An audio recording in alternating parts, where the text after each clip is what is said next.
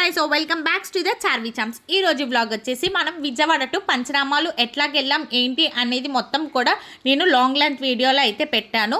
ఈ వీడియోలో అసలు పంచనామాలు అంటే ఏంటి, మనం ఎందుకోసం దర్శించుకోవాలి, అసలు ఆ పంచనామాలు అంటే ఏంటో కూడా మొత్తంగా ఈ వీడియోలో అయితే తెలుసుకుందాం.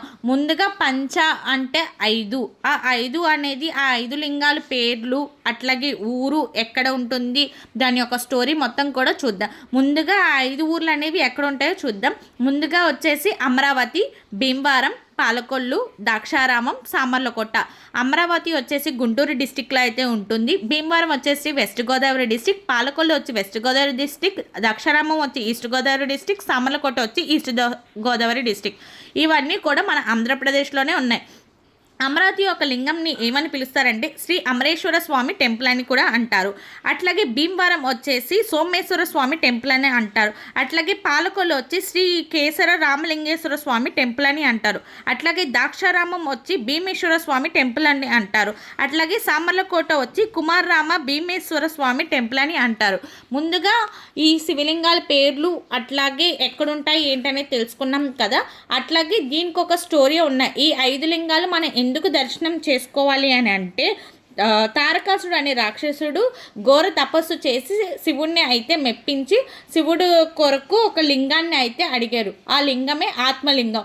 ఆ ఆత్మలింగాన్ని కంఠంలో అయితే ఈ తారకాసుడు అనేది దాచుకున్నారన్నమాట. అట్లాగే దేవతలు రాక్షసులు జరిగిన యుద్ధంలో కుమారస్వామి తారకాసుని సంహరించి అట్లాగే వధించి తన కంఠంలో ఉన్న 5 లింగాల్ని 5గా విభజించి ఈ 5నే మనం ఇట్లాగా పంచరామాలు అని కూడా పిలుస్తాం అన్నమాట. ఆ యొక్క ఆత్మలింగాన్ని 5 ఖండాలుగా అయితే విభజించారన్నమాట. అసలు ఈ లింగం యొక్క ప్రత్యేకత ఏంటో తెలుసుకుందాం. ఈ లింగాలు రంగులు మారుతాయి. ఎట్లాగా అని అంటే, ఈ లింగము అమావాస్యకి నల్లగా మారుతాయి, అట్లాగే పౌర్ణమికి గోధుమ రంగులోకి మారుతాయి. ఇట్లాగా మారడం కూడా ఈ 5 లింగాలకు ఒక ప్రత్యేకత అని కూడా చెప్పచ్చు.